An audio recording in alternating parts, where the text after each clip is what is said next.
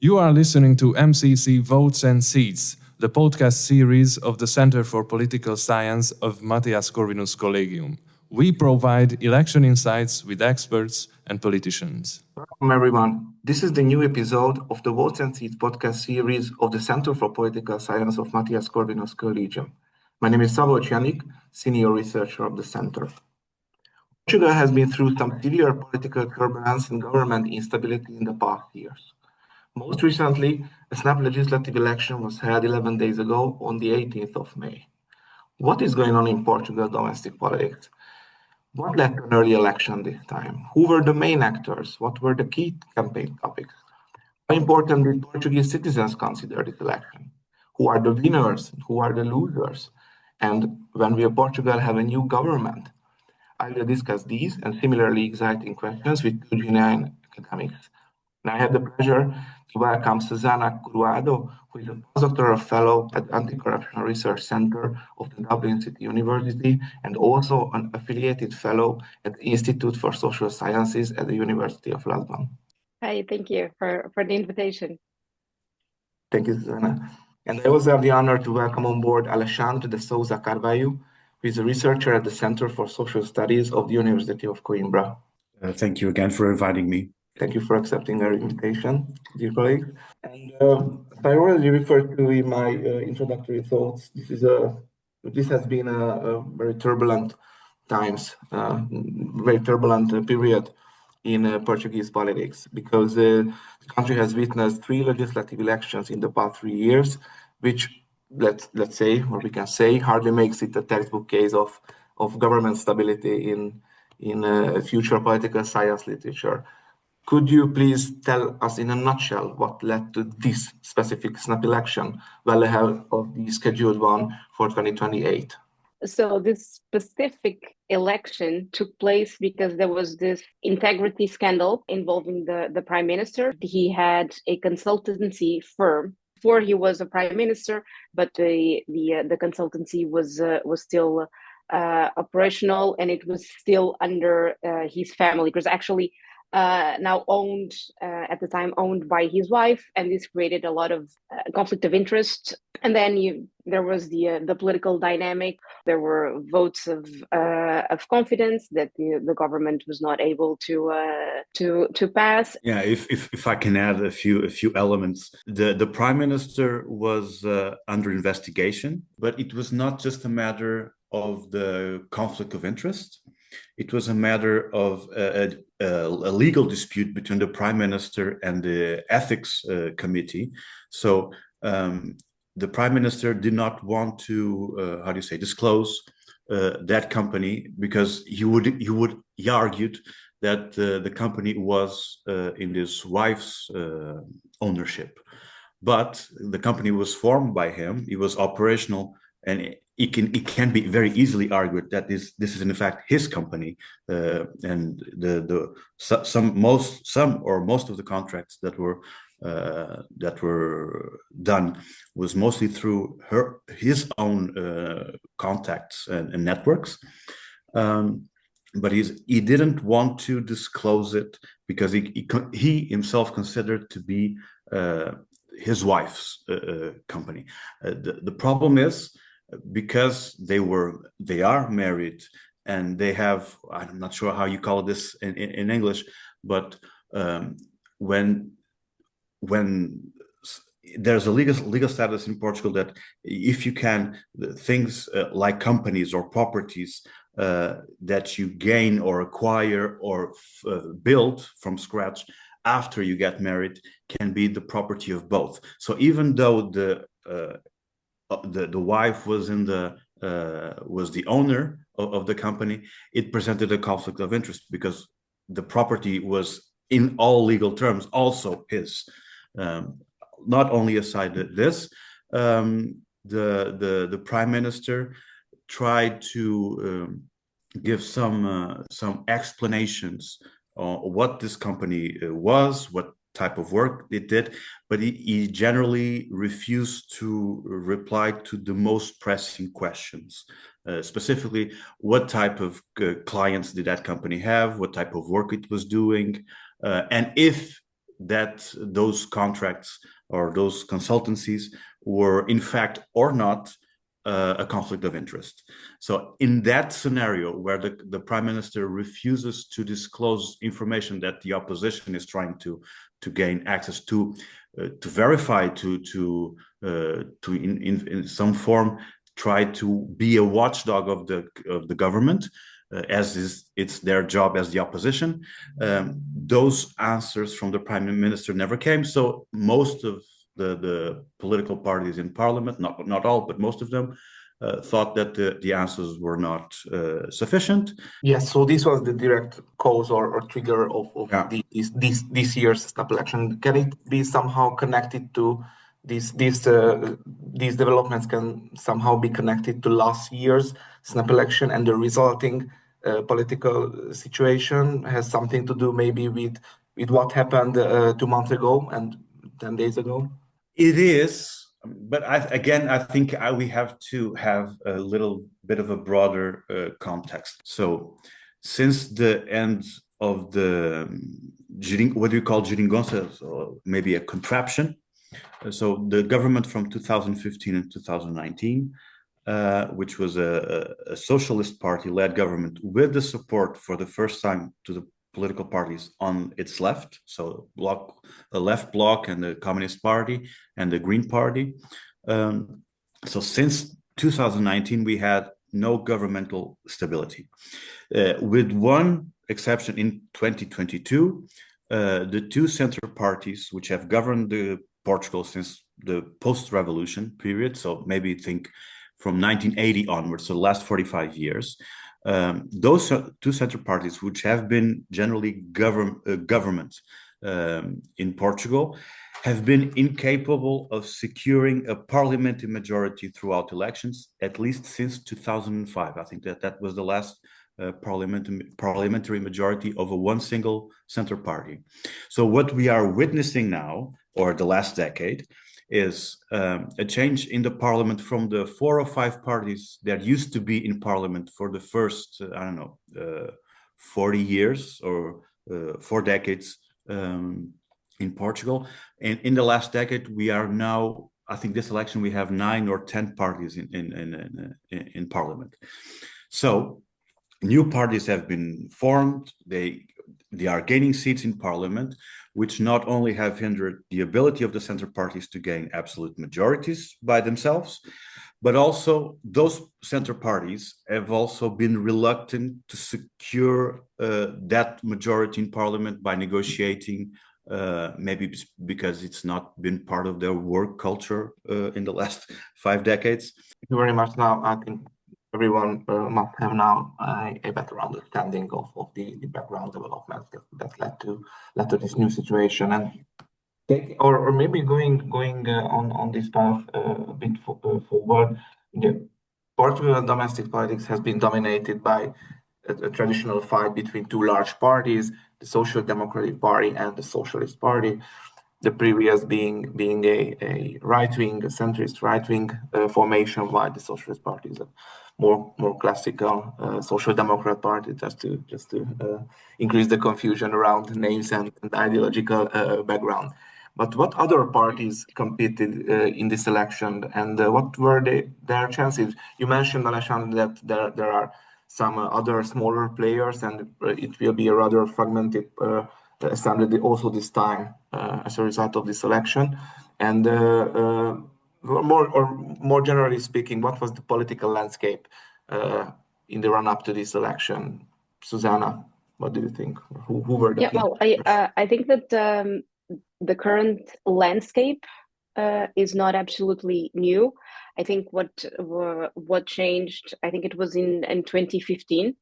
I think in terms of party landscape, 2015 was the turning point, because there were no new political parties until then. You had the left bloc in the late 90s, but for over 20 years, the party system was very stable. In 2015, I think this very small party called PAN, People, Animals, and Nature, broke through and was able to elect 1 MP to parliament. and they were like these first political entrepreneurs of this century. And then in the following election, you also had Livre, which is it's called Free. It was another party, but it wasn't able. It was actually one of the losers of this 2015 election. But yeah, so in 2019 there were new parties, smaller parties. So there was the Liberals, the Liberal Party. There were this PAN, so the Animal Party, got bigger in parliament, and then we also had Chega, the radical right-wing party, and then later Livre, that loser from 2015, was also able to elect. And this year, beyond all of these parties that have seats in parliament, we have a new one, which is it's the JPP. It's Together for the People, which is kind of a regional party that was able to elect one MP. So I think that now we have something that didn't exist before, and I think this is a sign that people were fed up with this two-party system, this de facto two-party system. But also, I think that the social media also helped a lot, because before there were always a lot of parties. There was always around 15 to 20 parties running for election, but they were never able to have a breakthrough.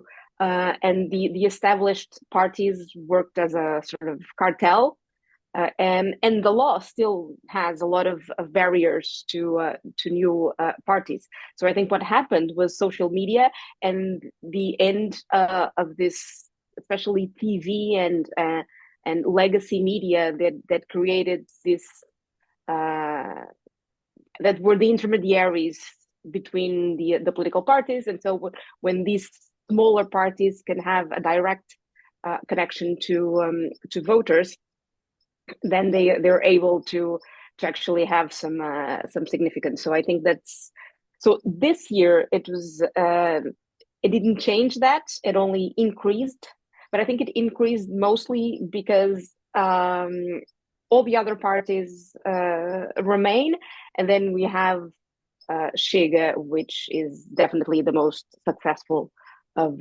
all these small parties, and I think that's the big change. Chega is no longer a small player like all the other ones.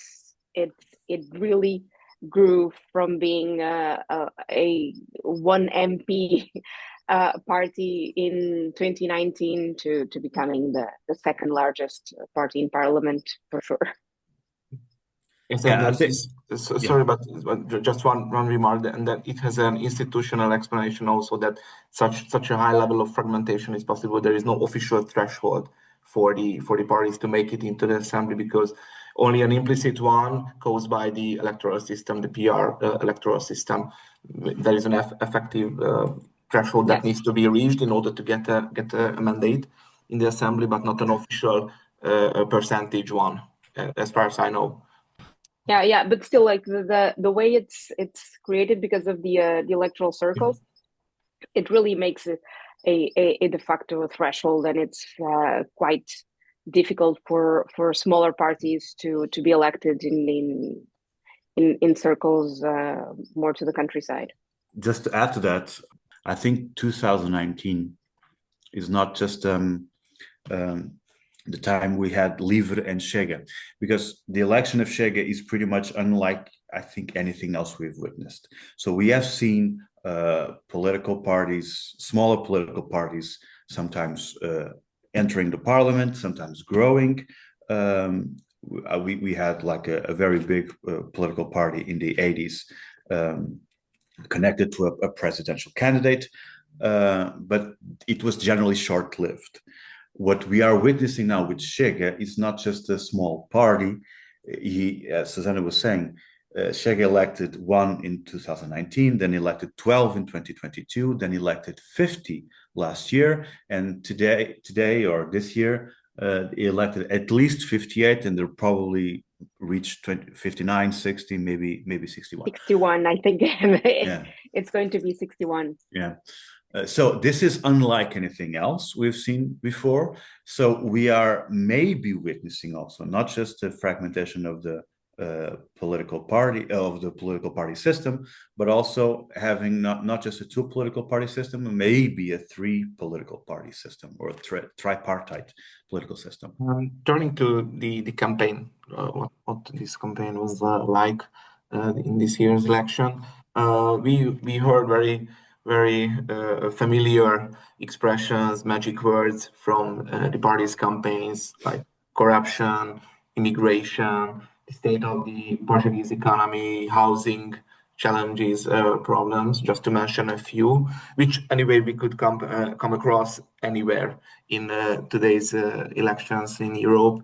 What was this campaign like? How harsh, how negative was it? What were the key topics, key messages? What positions did the parties take on these issues? Which were maybe the most important ones in terms of the election result? What do you think? Well, I think that this was probably, I don't know if a political scientist should use these terms, but I think it was probably the worst and less interesting electoral campaign I have witnessed. There was also the problem that we had elections the year before. And so, and even the party leaders were all the same.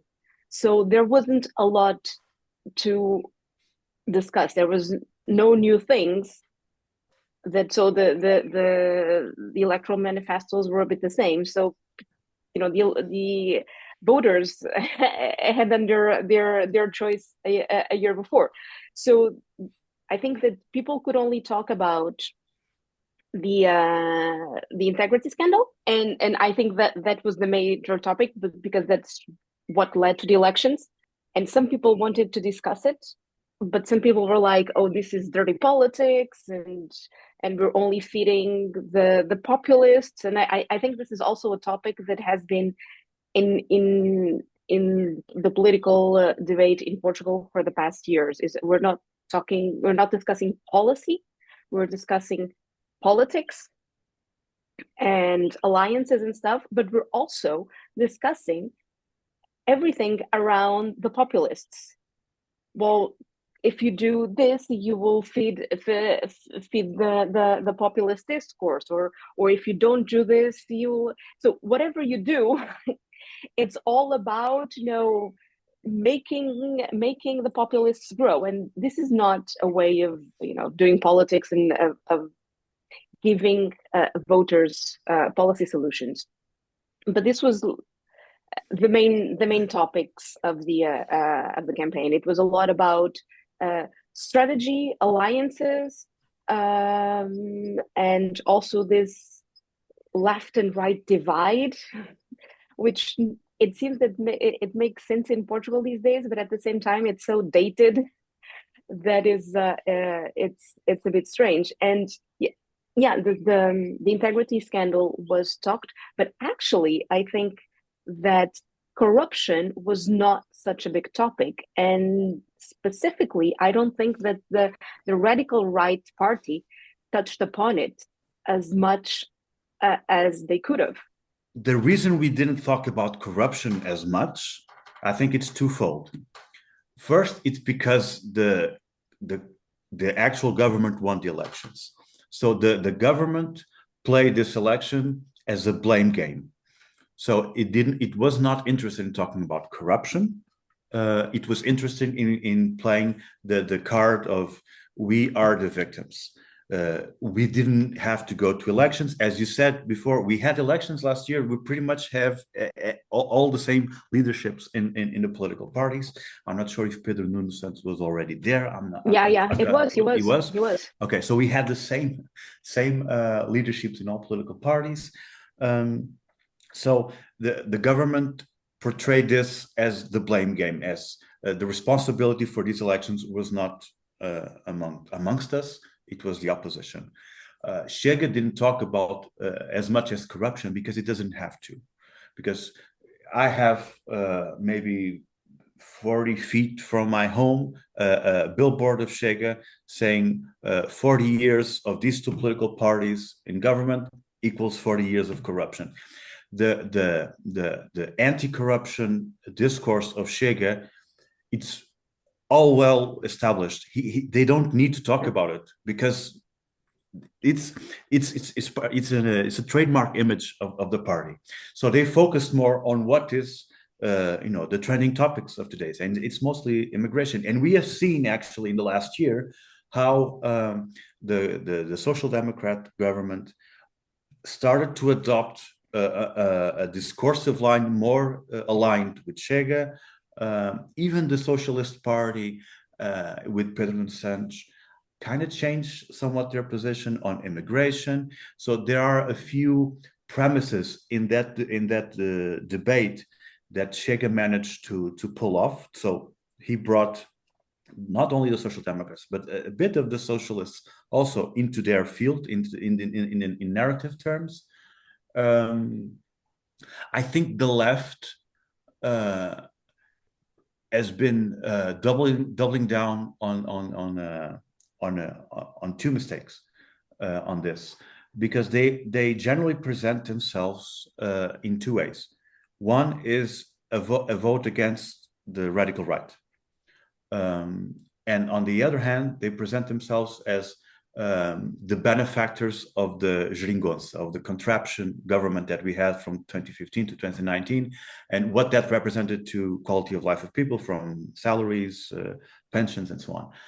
So what we had in terms of, again, in narrative terms, is the so-called radical left, the revolutionary left, as a conservative, as the protectors of the status quo, and you have the radical right as the revolutionaries, as the political party that wants to change, as the political party that presents the shortcomings of our democratic political system and its achievements. So the left can present themselves as, okay, but remember how the salaries and pensions and whatnot were improved between 2015 and 2019. But those people, the people are generally thinking there are lack of teachers in our schools, there are lack of doctors and nurses in our hospitals, the transportation is not working properly. So it's a disconnect between political leftist parties that want presumably overcome the economic system and the shortcomings of the capitalist system, portraying a role as the protectors of the status quo, of a capitalist status quo, even a liberal Democrat status quo. So that was actually the strategy in 2022. It didn't work, also because they were punished by voting down the national budget. This year, it kind of played out the same thing, and the people also punish, like they did punish in 2022, the political left, or the political parties to the left of the socialists, for voting down the budget. They now voted down the Socialist Party for voting down the confidence vote in parliament. So I think there's a punishment dimension going on. And at the same time, as Susanna said, people are kind of fed up. So I think that's why Chega, by portraying themselves as the only political party that points the blame to the center and points itself as the doer, the maker of change, I think it kind of explains also the results that we had. Yeah, I would also like. Yeah, I just wanted please. to add that. So the winning party now said, well, this is we are legitimized. People didn't care about this controversy. I'm not so sure. It's quite early, so we have to see post-election studies. But I do think that people were very divided on how to interpret this integrity scandal. I think that a lot of people have this reasoning, which is quite common in Portugal, that if it's not illegal, you can do it, and that comes for corruption as well. And so I think that some people were really like this. This is not so much a legal issue. This is an ethics issue, but he didn't do anything wrong. So we were going to vote for them. But I also think there are a lot if of he other. did, and sorry, just to interject, if he did something wrong, it was just for a small amount. It's like 4,000 euros. Come on, why are we dragging the country to elections because of? But you don't even. It have also plays out like this. The quid pro quo, so we don't know exactly. Yeah. He probably didn't give anything in advance yet or in return. But also I think that the others who didn't like this situation, were against this potential incompatibility, were not going to vote for the socialists, precisely because they have been in power and have also been involved with corruption scandals. First, like, if we're going to do this, and we're going to the radical right. You both have referred to the voters and their possible motivations a lot of time, and I would continue from this because turnout slightly exceeded 64%, which is looking back at elections from the previous 35-40 years, I think is above as far as I saw, is above average. And maybe for outside observer, it seems that people were somehow motivated to go and vote. What were in their heads? What were they thinking? Maybe that, oh, come on, somehow we should end this drama, this turbulence in Portuguese politics. But going against this, they just somehow reproduced this division in the assembly, and with this. And interestingly, the governing parties, the alliance, could improve its vote share and seats number. The socialists were indeed punished, and Chega could also improve its support, popular support. So what happened? What did the very average Portuguese citizen think about? What will he do? What will he reach with his or her vote? What do you think? Okay, I'll take this one for just to, even though I'm not sure. I think we could make a little joke about this, that maybe the Portuguese people are getting into the routine of having elections every year. So maybe the idea of another election, it's not the accumulated fatigue of election periods and election cycles. Maybe it doesn't hold down the people as much. And obviously, even though young people tend to vote less than older people, I think there are always younger people who are interested in voting. But I would add also something that Susanna also talked about earlier. I don't remember an election in the last 20 years in Portugal that we had not come to the end of the campaign cycle and all the commentators saying, we didn't talk about the international stuff. We didn't talk about Europe. This year, we didn't talk about tariffs or war or the defense. I don't remember an election where that has been the case, with the exception of 2011, because we were in a program of structural adjustment by the IMF and the European Central Bank. So even though the election in that year was pretty much you have to accept what's coming. So every time we have an election, we talk about, as Susanna was saying, about politics, not about policy, or very little about policy. I can't remember a leader in the last, again, especially if in the exception of the Troika years, I don't remember a political leader talking about engaging in policy with the European Union in the last 10 years. other than Antonio Costa in 2015 saying a very small sentence that Europe should change its way from the consolidation and austerity programs into a growth program or a growth framework and policy.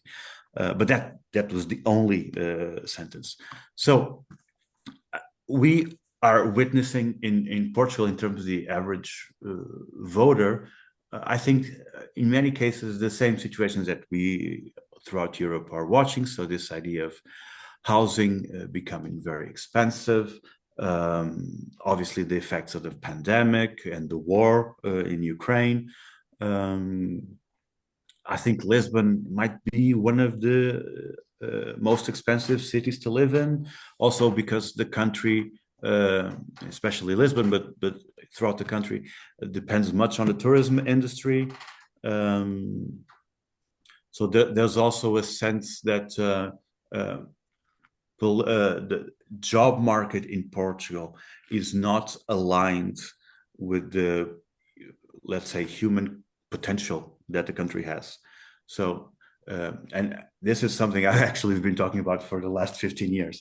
So we have successively generated created the most educated generations in history in our country, but we don't have a job market to accommodate it. So most of the people in Portugal either go into a precarious situation in labor-wise in Portugal, or tend to go outside. So this is something that is actually a structural characteristic of the Portuguese economy that tends to rely heavily on low-paying jobs or low-paying jobs. And what we are witnessing, again, even in Portugal, for many years, we were considered like the Portuguese exceptional case, that we didn't have for many years a radical right populist party, that we didn't have refugees, that we didn't have waves of migration. But generally, things in Portugal in this sense tend to happen a little later rather than sooner. So we are now watching the radical right populist party take advantage, seeing how the playbook in other countries have been resulting.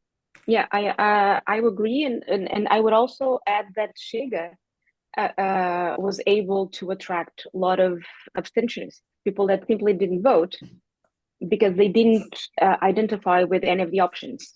And so Chega created this this supply for a demand that existed but didn't have any answers. So, and I also think that maybe the new generations are also more politicized. There's still young people vote less than older people, but maybe these new generations are more politicized than before, to both sides. I'm not sure if they are more politicized, because my experience, for instance, as a teacher, I was teaching, for instance, political communication, maybe until 2 years ago, and what I found is actually they are overwhelmed with media and with political communication from political parties, but they don't generally understand it. They don't have necessarily frames of reference. Again, we are witnessing a change. But does that mean that they don't vote? That they don't have political? No, people can be politicized and not vote.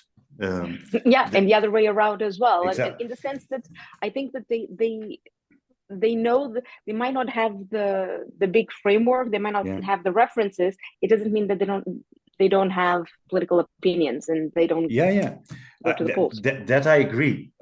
But to add to what you said earlier, it's not, Chega did not just gain the votes of many people who had not voted before.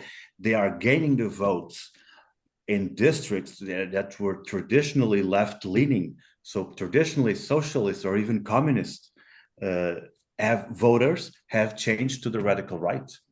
And this is not something just on the, this is obviously more on the older generations.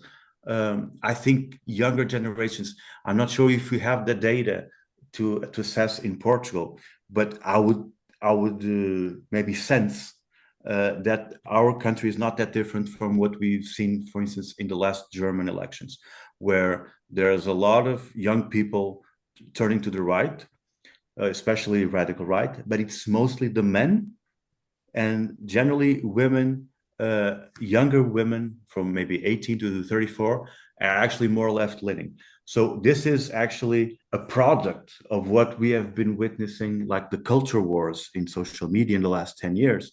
So this guys like Trump or the Andrew Tates and Jordan Petersons, which have been heavily impactful or having a lot of impact in the younger generations, but mostly the men. And but I also there are studies about this in Portugal as well. So yes, the average voter of Chega are young men, not highly educated, living in rural areas. I'm not sure if this is only a problem of cultural wars, maybe the men-women divide, but even that I'm not sure. Because being less educated doesn't mean that you're stupid. Or some people portray like this is the message that people sometimes try to get across. But this means that because you didn't study so much, you have a more precarious job and less well paid. Also, if you live in the rural areas, it doesn't mean that you're more conservative or less sophisticated.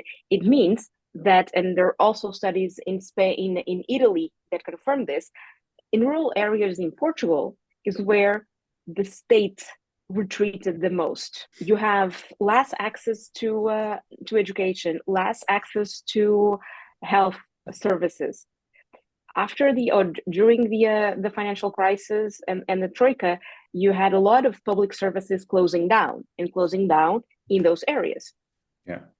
So people have less opportunities. And then if you look at how women are now the majority at universities, even though they have this glass ceiling in the workplace and everything, but in general, women are getting better off economically and financially than men.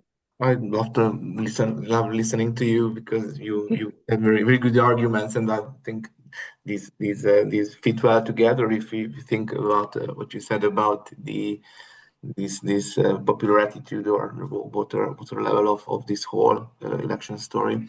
And turning back to the election results, what do you personally find the most interesting or most surprising about it? If you had to highlight one thing, what would that be? Well, I think for me, it's Chega becoming the second. And it's also quite strange in how we also have this huge 2/3 right-wing majority, because 2 years ago, the big topic in Portugal was the Mexicanization of the Portuguese party system. The right side of the political spectrum was so fragmented that we would have this socialist party in power forever.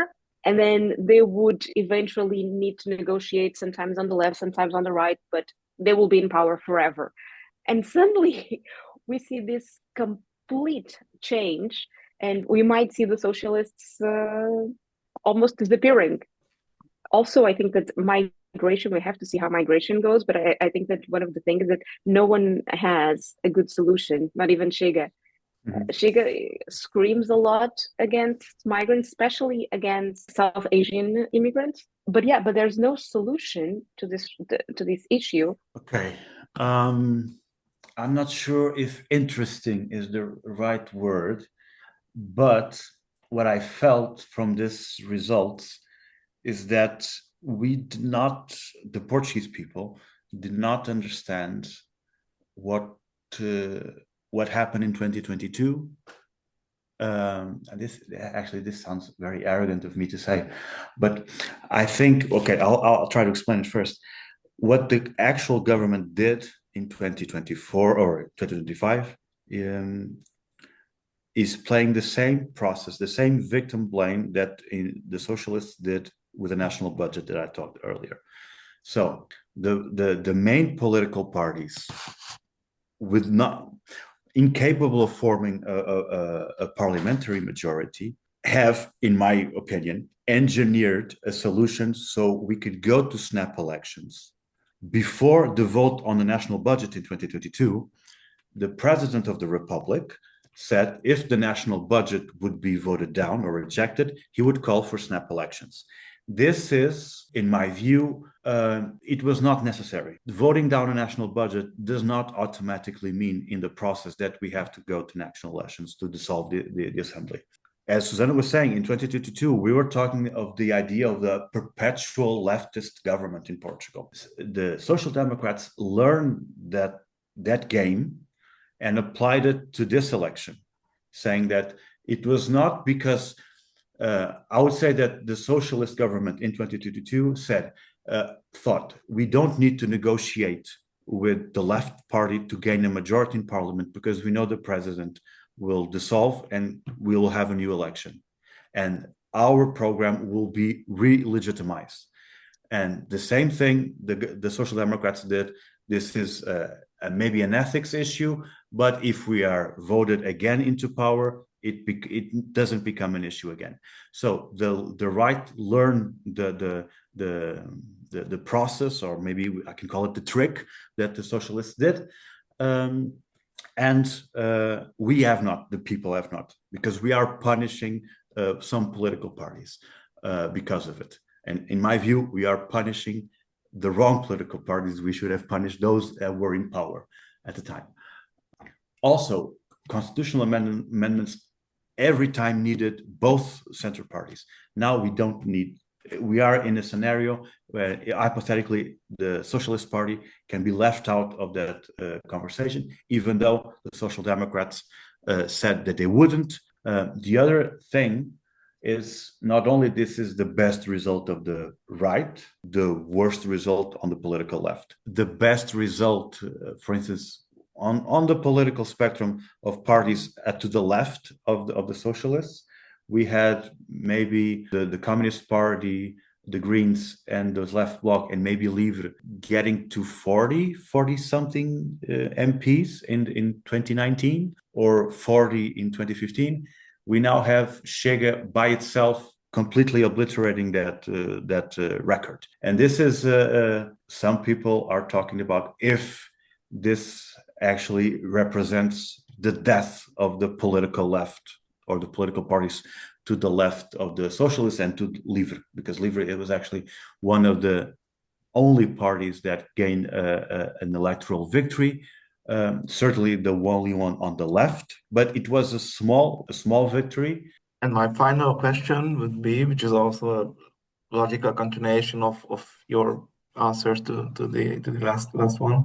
When will Portugal have a new government? What do you think? And what is the most likely scenario? What composition is the most likely? What do you think? Can Chega have a formal or informal role in ensuring a majority? Well, we will probably have a new government next week. I don't think there will be any negotiations to form a majority government, so we will have a minority government. I don't think that no one will join the government besides the two parties that already ran. So in the future, it's just one of those things that I think it would make a lot of sense for the government to always negotiate with the socialists, especially because at this point they're so weak that they're so easy to convince, because they don't have lots of political leverage, and so they would not have to negotiate with Chega, which is not a reliable partner at all. So besides their political proposals, they're not reliable. They say one thing in the morning and then one thing in the afternoon. On the other hand, if the government does not negotiate with Chega, it actually gives them the power of being the leaders of the opposition in practice. So this actually reminds me of another thing that I could mention regarding what's interesting about these elections, is that we had these snap elections in the midst, or in the process of people preparing local elections that we'll have in September and presidential elections that we'll have in January. So this snap election kind of appeared and disrupted all those processes. And this result actually, again, this is such a huge loss for the Socialist Party that there are maybe some crystal nachts in the socialist headquarters. So the leadership already left, and the leadership of Pedro Nuno Santos also had appointed candidates for local elections. We are seeing this now happening in my hometown. I'm in Coimbra. We had anointed or appointed leader Ana Brunhosa, which was part of the Antonio Costa government, running for mayor of my hometown in Coimbra. And she was running on a pre-announced coalition with other political parties, mostly to the left. And after the results, Ana Brunhosa, which actually she's an independent candidate, talked about that maybe her profile, again, this is someone who's supposedly leading a leftist coalition or center-left coalition, said that maybe her profile is appropriate for this time because she might also gain electorate from the center-right. Maybe she could engage with the center-right. Maybe she could adopt policies more aligned with the center-right while trying to maintain a coalition with the center-left. And last night, there are some news coming out that inside the headquarters of the socialists here in Coimbra, there might be a chance that she might have to step out, or she might have to change the list of people who are going with her. Would that imply a change in the coalition or the crumbling of the coalition? We don't know. This is something that actually was been reported last night, and with the Socialist Party now heading into apparently the only candidate for the leadership is José Luís Carneiro, which is considered again a more moderate, more centrist or center right within the Socialist Party. Actually, very aligned also with the leader of Ana Brunhosa here in my hometown. There might be changes in for local elections. So we don't know not only how this play out in national terms. I tend to be very fearful of a centrist coalition between socialists and social democrats, because as Susanna was saying, this will only embolden Chega even to be even more radical, even more outlandish, to present themselves as the only alternative. And again, I think the solution, the temporary solution for the Socialist Party, and it appears as it's the path they're taking. It's basically doing the same thing that they did between 2011 2013. So they put António José Seguro, after Sócrates lost the election, they put António José Seguro, a more moderate figure, to, you know, how do you call it, to slow burn during the opposition years. And when it reaches the time that maybe the Socialist Party maybe is ready to take a more aggressive stance, maybe they get another leader more appropriate with that tactic. Yeah, I would just add that besides the local elections, the presidential elections will be very interesting to follow as well next January, because for the first time we have an outsider who is leading the poll with a military background, who, you know, I would say he's a populist, but not a radical populist. So he's not radical right wing. He actually has refused the support of the radical right wing party. Before this election, the radical right wing party leader said that he would also run for president. Now, with these elections, he might not do so, because now he's a stronger position. I think we might see yet another defeat of the traditional political parties in Portugal with the presidential election. It could be another story, or maybe the subject of another podcast episode, maybe with us, hopefully. And I could listen to you for hours and hours, but unfortunately our time is up. So Susanna and Alexandre, thank you very much for being available to this podcast discussion. It was absolutely amazing, and I think we had an excellent insight into the functioning logic and background of Portuguese domestic politics. So thank you very much for being with us. Thank you. Thank See you you. next time.